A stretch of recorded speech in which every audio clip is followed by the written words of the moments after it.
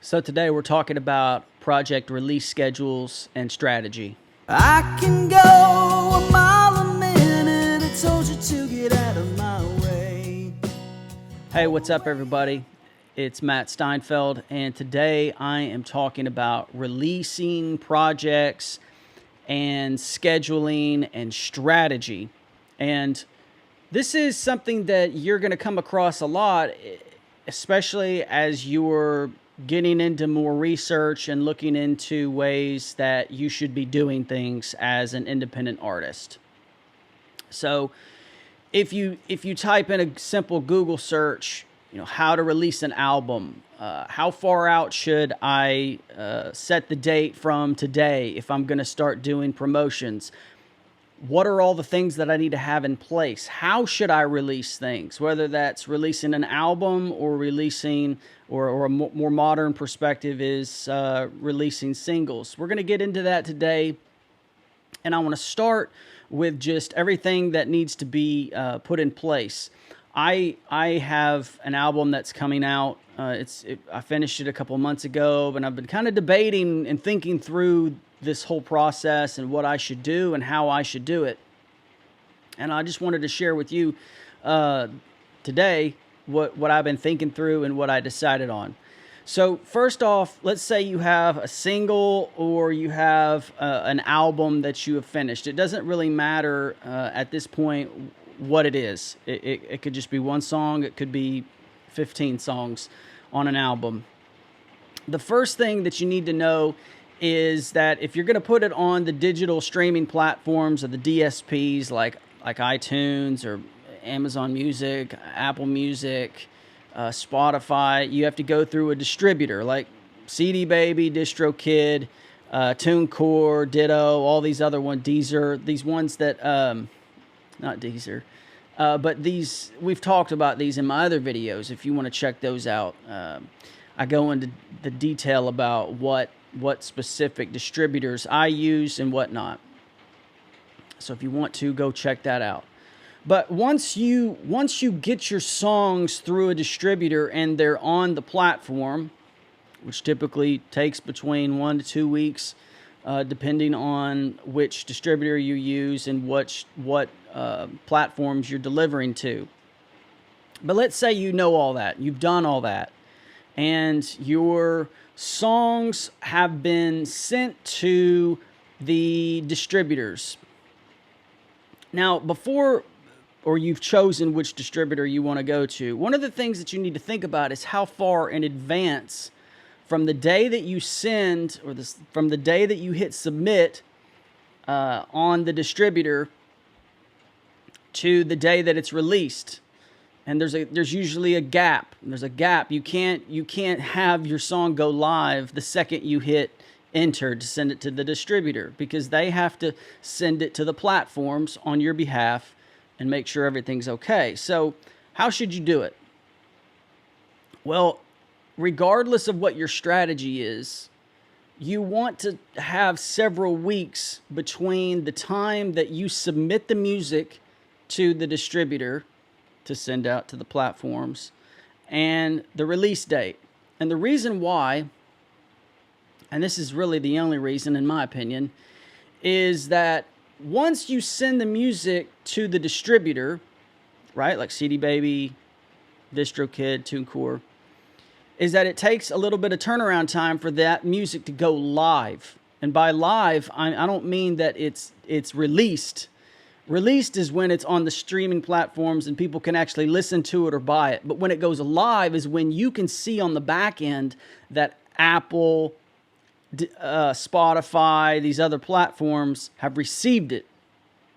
Now, once it goes live, meaning that you can see it on your artist page, that means that you can start submitting things like playlist considerations to Spotify.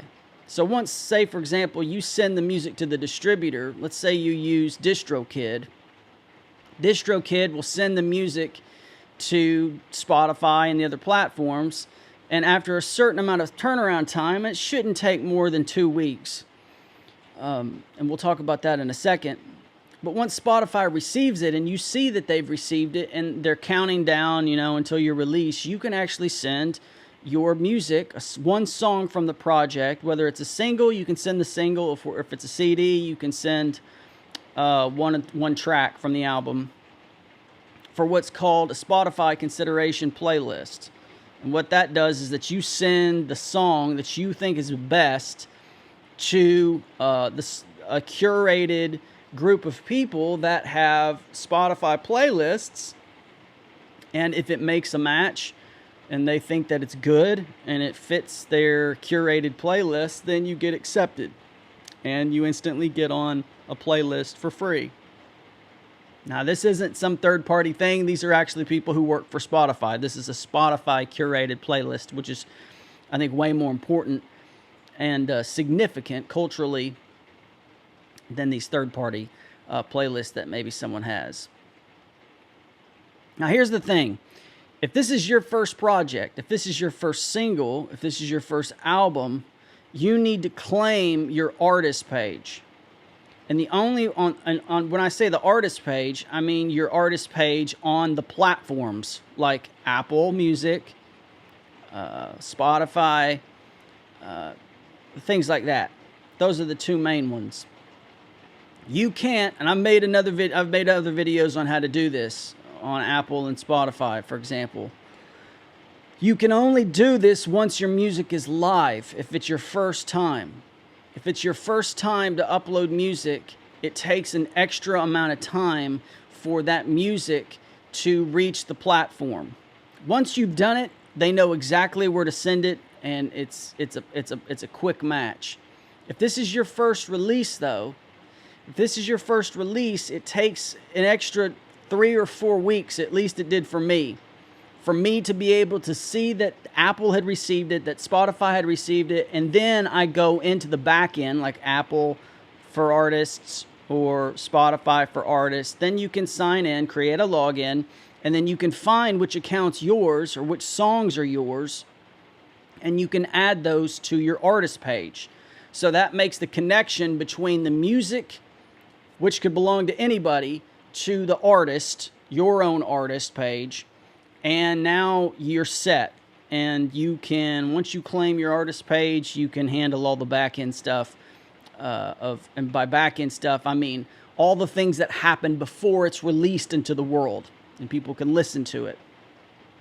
So, your first release, you want that gap between the time that you send it to the platforms from your distributor to the release date. You want that gap or that time period to be longer so you have more time to figure all this stuff out and to have this settled and to claim your page, to submit to playlist and whatnot.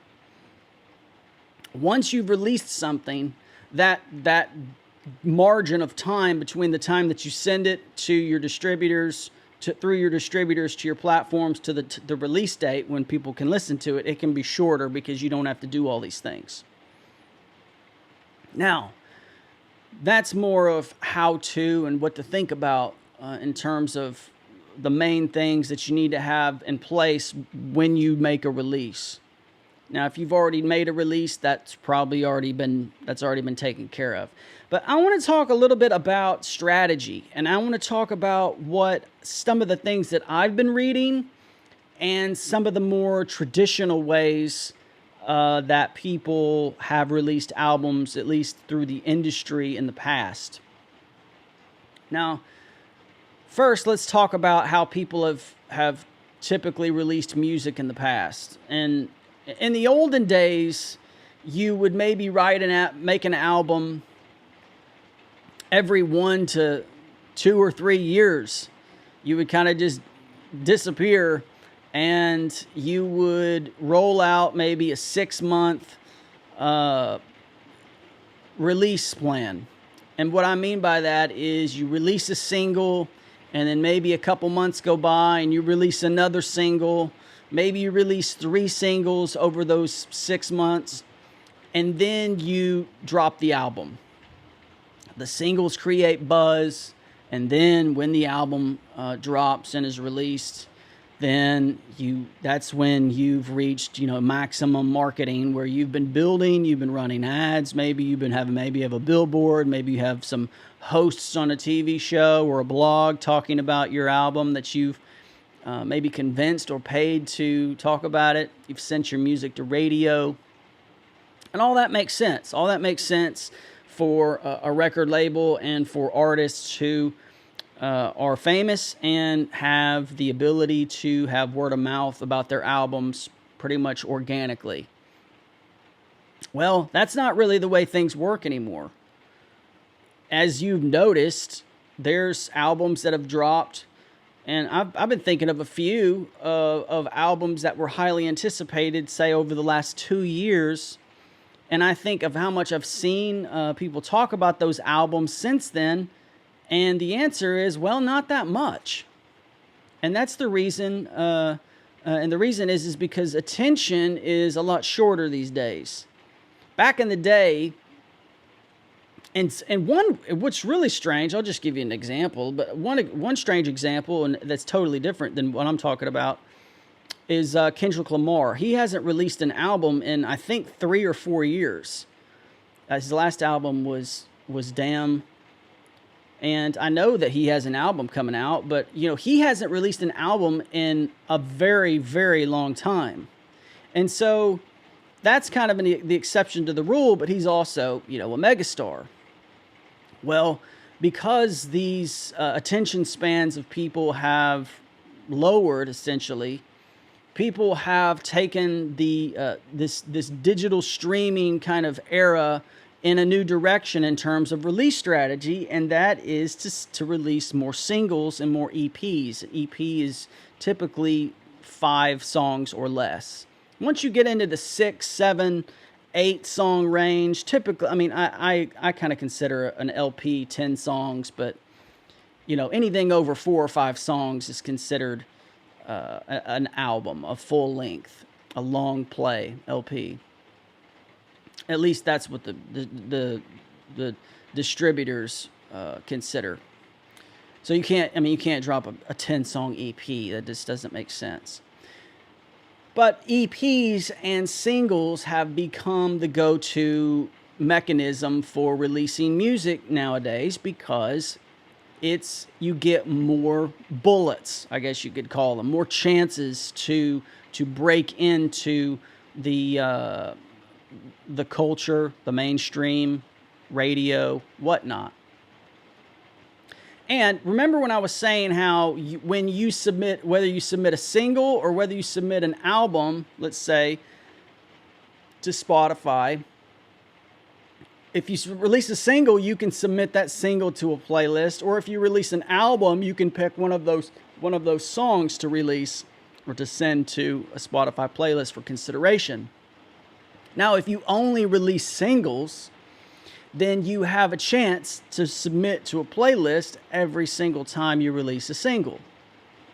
That is also a big deal. That's a big deal for independent artists. It's not that big a deal for big artists, because whether they have, I guess for the big artists, the difference is if you release one song at a time, all the focus will be on that song. Whereas if you release an album, they're going to have to the audiences is going to have to listen to all the songs at the same time or within the same time period.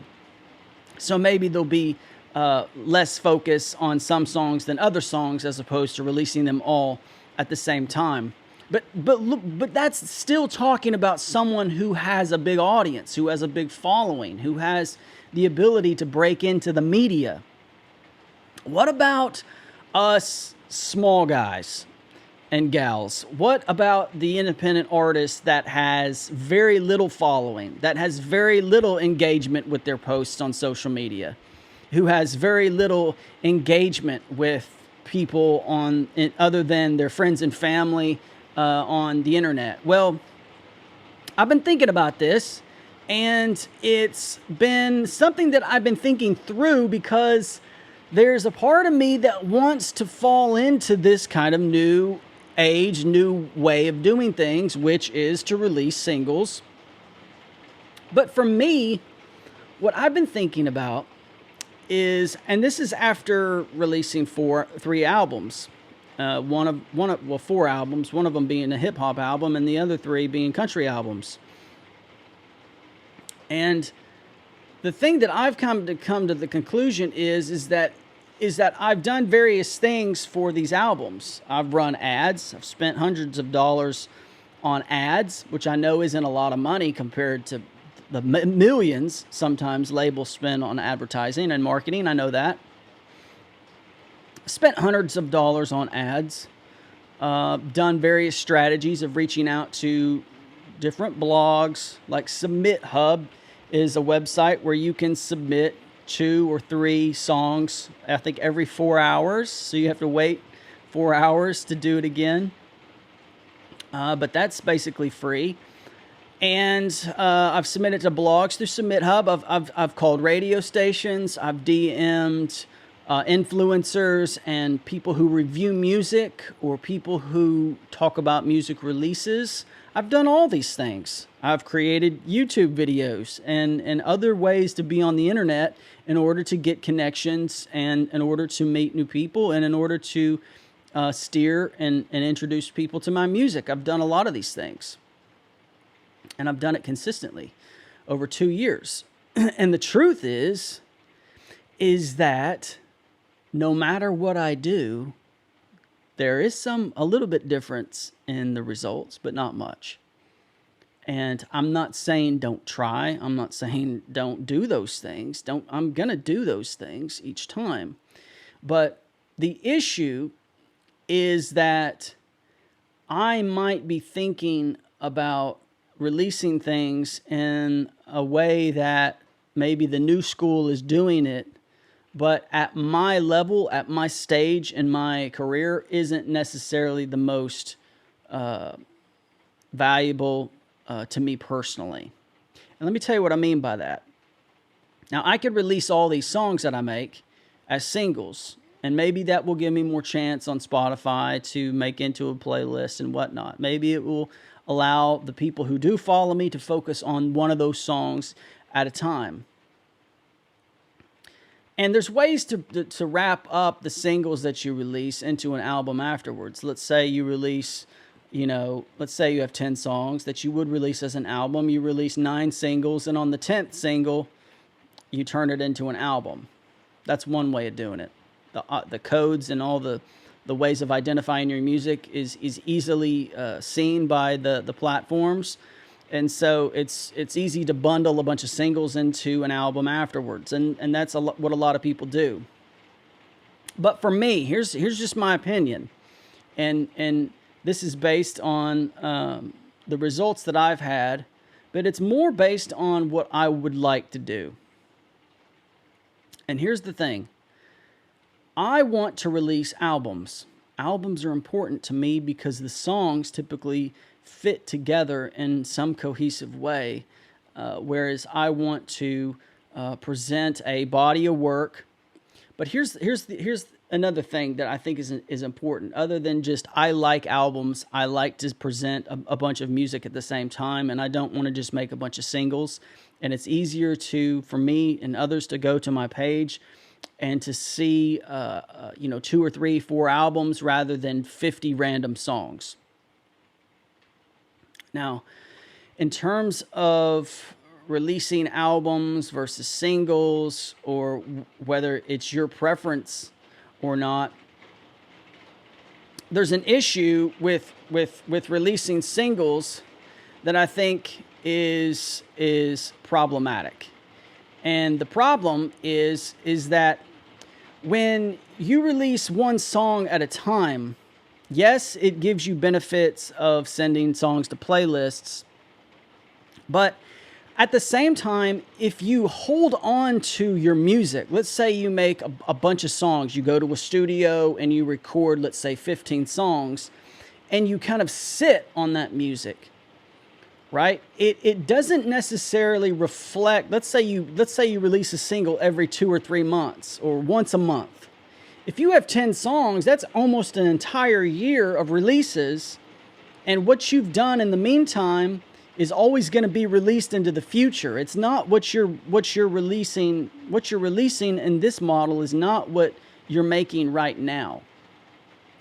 And I've heard a ton of different blogs saying that, you know, if you aren't famous yet, don't drop albums, drop singles, because once you get on, or once you get famous, or once you get noticed, or once, and I say famous, I mean sustainable. Once you get a following to where you can make a living off your music, or you have enough following to where there's some buzz around your name, on a small level at least, that's when you drop your album. That's when you drop your big project. And if you follow that advice, that might be true, because a lot of people get recognized off a few songs or one song. And then once that builds up, there's an appetite for their music, and then they drop a project. But what if you don't ever get that recognition to drop the project? Well, then you have a bunch of albums that you've never released. And that's a problem for me, because I write a lot of songs. I write a lot of music. And if I were to just sit on these albums until I get some buzz, then I'm probably never going to get that buzz, because the way people talk about it is that, oh, well, if you just need to get some buzz off some singles and then drop an album. Well, most people don't get buzz off their singles. Most people don't get recognition off their music, period. So the chances of getting recognized through one single, like the people that you see on TV, is very slim. It's almost impossible. So what does that make me decide after having released a couple albums and a couple singles in the past? Well, I think, and this is the important part for the video, this is the biggest part that I've been thinking about, is that I want to create a back catalog, or just a catalog. What does that mean? Why is that a strategy, and how is that better than releasing singles? Well, if one of the singles does do well, one of the songs, that's fine. People will hear it, people will like it, and then they will go to my Spotify page and say, I really like this song. What else do they have?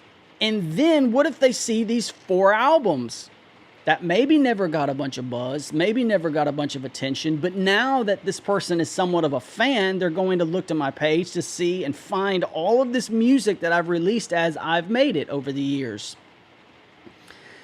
It creates a long tail. It creates a back catalog for them to jump into and to go through and consume. It's like when you find a new show on a streaming platform, and then you find out that there's 3 seasons, and you're like, whoa, this is great. I didn't know about this show in the past. It was new to me. I just found it out, but now I have all these episodes to go and watch and binge and whatever. It's the same thing with music. You want a long tail for it to get caught in all kinds of things as you move forward. And that is something that I've been thinking about a lot. And that is why I release albums, is because even though I may only get one shot for one song on Spotify, or I know that maybe one song is going to catch over the other ones, that's great, whatever. Chances are it's probably not, but if it does, that's great. But what I want is I want people to be able to look further into my catalog on the platforms and see that there's hours of music. Because if I just release singles and they're like, and I've seen this on YouTube. I've seen people play songs on YouTube, live, guitar, whatever, singer-songwriter stuff. And in the comments, they're like, where's all your music? Why isn't this on Spotify? Where's your album? And sometimes the artist will be like, well, I have some music. And they're like, why didn't you release it? Fans want to hear your music.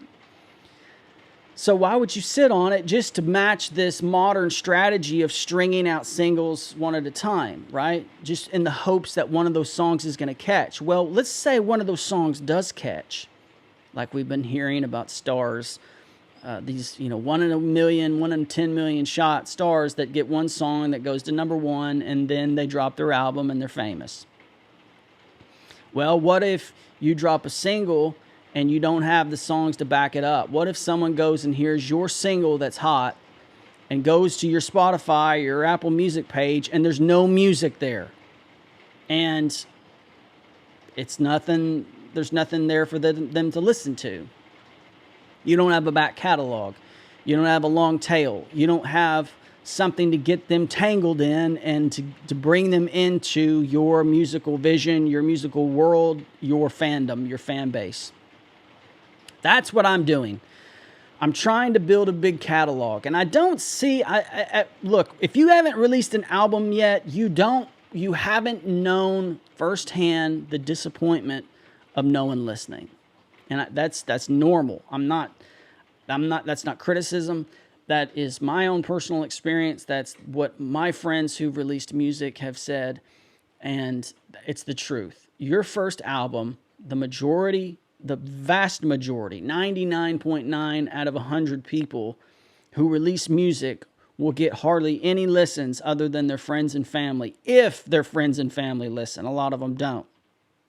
So, if you haven't released any music yet, don't expect there to be a lot of attention or buzz. That's very rare. So if that's the reality of things, and let's say you've dropped a couple albums and still there's not that many people listening, that does not mean that you're not good. That does not mean that your music is bad. That doesn't mean that you should quit. It just means that there's other ways that you might go about doing it, whether that's more marketing or not. But if you don't have a back catalog, there's nothing to market. Let me say that again. If you don't have a back catalog, there's nothing to market. People talk about these single songs, this one song. All it takes is one song. That's great. If someone listens to your one song, and they're going to go look to your page and see what else you got, because the attention span is that long. If someone, a big name artist, can drop an album and people be over it in a couple weeks, they're over your song if you're nobody. If you're like me that has, maybe 30 listeners, 15 listeners on Spotify at any given point, there's not enough attention to keep that going. So what you need is a back catalog. And I'm suggesting, this is just a suggestion, because this is what I've decided to do. I've decided just to release my albums. I'm going to go through the blogs and the radio stations, and I'm going to DM people, and I'm going to maybe run some ads and that type of thing, like I normally do, as an independent artist has to do. But I'm also going to start releasing my music as I go. And I'm not going to sit on albums like these modern internet sites are saying to do, because that's what the big dogs do. And they sit on singles and they sit on stuff and they stretch them out over time, and that's a luxury that famous people have, but that's not something that the working musician can afford to do, at least in my opinion. What do you think? What do you think about the strategies? What do you think about the release strategies and the dates of the timelines of releasing music? Do you release singles? Do you release albums? Do you do both? What do you do to prepare for an album? Who do you reach out to? What are your ways that you can market if you have money? What are the ways that you market if you don't have money? I'd be interested in hearing what you think and what you've done in the past.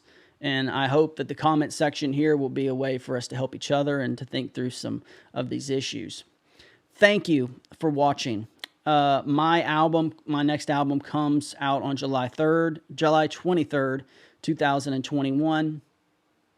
On all the platforms, it's called Stuck in Sandora. Stuck in Sandora, July 23rd. As always, thank you for watching. It means a lot to me. And we'll see you again next time. All the way up on the